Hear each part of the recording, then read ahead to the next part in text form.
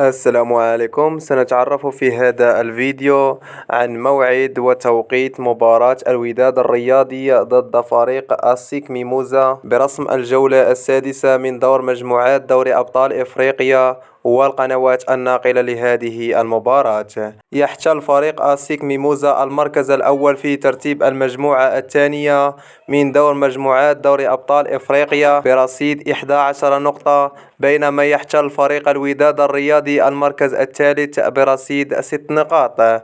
وسيواجه فريق الوداد الرياضي فريق السيك ميموزا برسم الجولة السادسة من دوري أبطال إفريقيا 2024، وذلك يوم السبت الموافق 2 مارس شهر 3 2024 في حدود الساعة 15 بتوقيت المغرب الجزائر تونس، وعلى الساعة 7 مساء بتوقيت السعودية العراق.